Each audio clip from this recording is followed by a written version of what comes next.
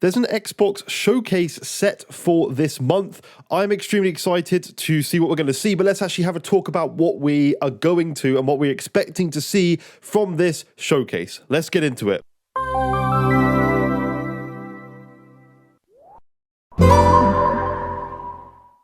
What is up, guys? Welcome back to yet another brand new Major Ben gaming video here on the channel. If you enjoy this video, please consider leaving a like, and if you really like it, subscribe. And if you don't, please let me know what I can do in the comments down to improve the videos that I'm making. Don't just offend me, because it's not going to help. I'll just block you and delete the comment, because that's what people did in my last video. They gave no constructive criticism. They just insulted me, which isn't very helpful. But if you could give me some feedback on what I can do to actually make the content better without me getting surgery to my face or something, then then please let me know.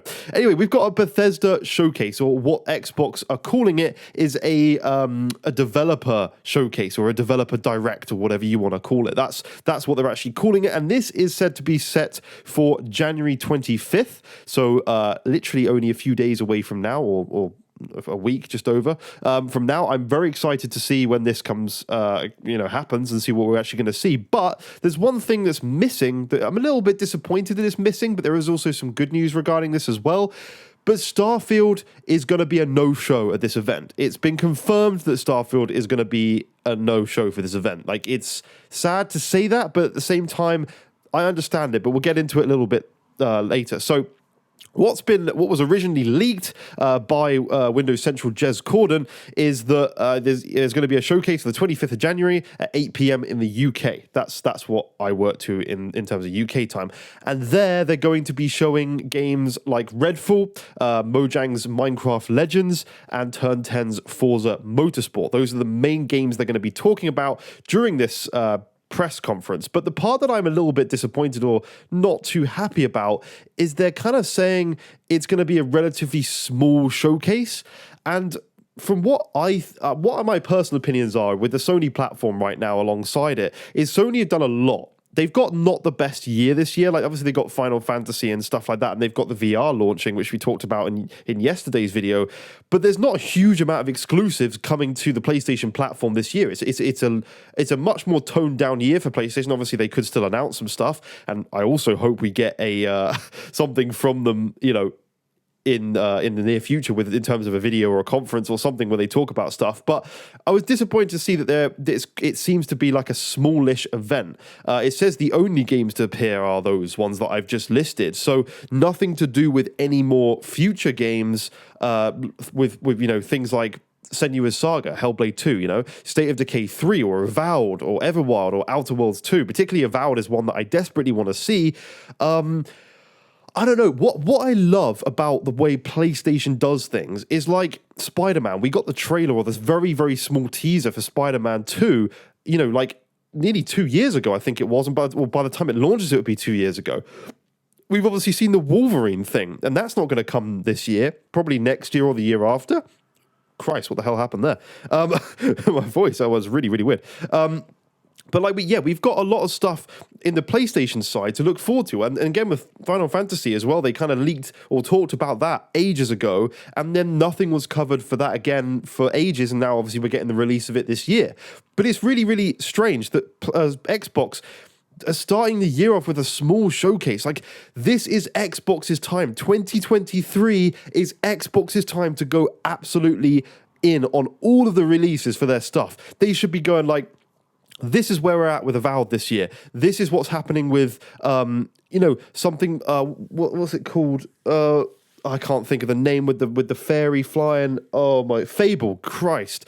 This is what's going on with Fable right now. We were anticipating this. Don't necessarily give a release date. Even the release year would be nice, like just to get an idea of when we're sort of expecting these games that they've talked about. If you've already talked about them previously, you should be talking about them again and giving like an update, in my opinion. And Sony aren't great at this either. They're not great at giving updates on what we've seen. Like, we saw the first Spider-Man 2 like teaser and heard nothing for years, and it's really annoying. Like, I feel like they should give updates like Nintendo did. They were kind of good at being like, oh, Breath of the Wild, like we're going to need a bit more time on this because it's, we're a bit stuck in development. Rather than just being radio silent, they kind of said something about it. And then obviously they gave the release date for Breath of the Wild. Then we got a bit more, or Breath of the Wild 2, whatever it's called, Tears of the Kingdom. They did that sort of thing. And I think that's what Xbox need to do. And again, it's Xbox's year. They need to be extremely transparent with the audience. They really do. Like Xbox, in a way, owes its subscriber base and customer base more than ever because they had a terrible previous generation, and they need to be doing as much as they can to win people back. Because in the end of the day, like I had loads of my friends who went from the Xbox 360 generation, and then when the next consoles were being talked about, they were like, well, Xbox is not looking great. They were pushing all this crap with the TV stuff, and like the system was weaker, and then majority of my friends went to PlayStation 4 and are now still like, oh, I'm staying on PlayStation 5. I might get a Series X depending on what games come, but it's always that word, always that clause after when they say I might get a Series X, but it depends on what games come. I love Xbox myself. I did get an Xbox One during that generation. I also got the PS4 Pro when that launched, and the One X. And I liked both for different reasons. But at the end of the day, in terms of games and exclusive games, the PlayStation was the better generation, last generation by a long way.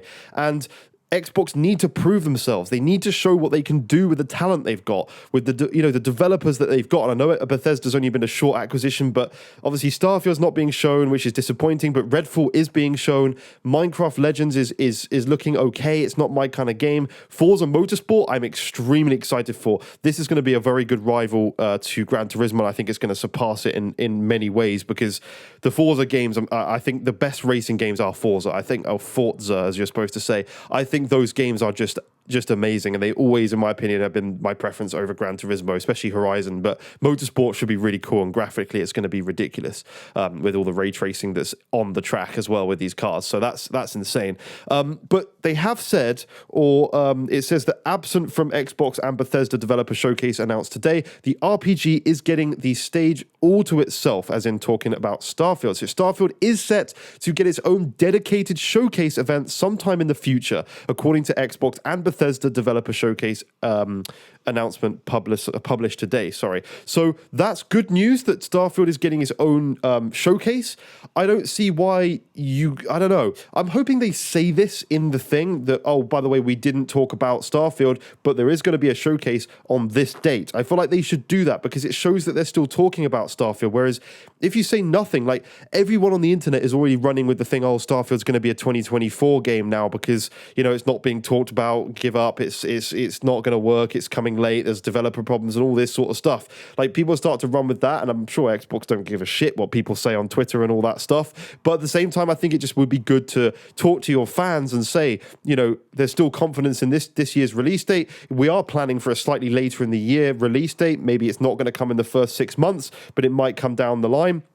After that, it'd just be good to know something because it is all up in the air at the moment. And with them not talking about it in this showcase, which would have been a really cool big start to the year, having like Starfield, Redfall, all this stuff, and then not mentioning games. I mean, I'm hoping that this article and what we're rumored to see is wrong. I'm hoping that that's incorrect, and I hope we do see some Avowed stuff there. Like Avowed is something that I'm super excited for. Probably I'm probably more excited for Avowed than I am for Starfield personally. In my opinion, I think Avowed looks absolutely cool from what we've seen, but I'd want to see more. I want to see a little bit more, a second trailer, like another teaser, or just an update. It's probably not going to come anytime soon, but it's probably going to be in 2025. But this is where we're at the game right now. I just think Xbox need to do a little bit more. This is their time to prove fans wrong that have maybe left their ecosystem, and you need to win them back, and you want them back on your platform. Because the thing is, a lot of people say, oh, PlayStation people, they can still play Xbox games. A lot of my friends who buy the PlayStations, they don't buy the Xboxes because there's no reason to, in their opinions. They have never got into franchises.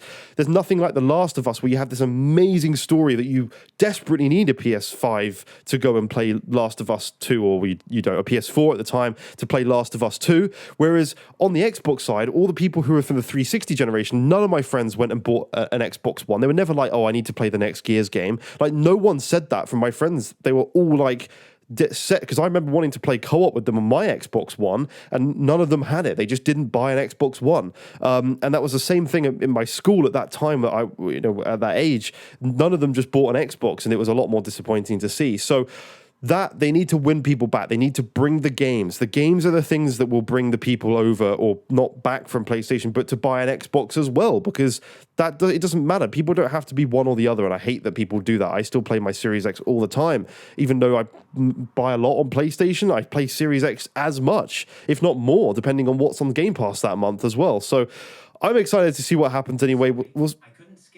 That's my Siri. But we'll see what happens. I'm excited to see it. But that's it for this video for now. Thank you so much for watching. Please do leave a like if you've enjoyed it, and subscribe if you've really enjoyed it. And I'll see you in the next video tomorrow. Bye-bye for now.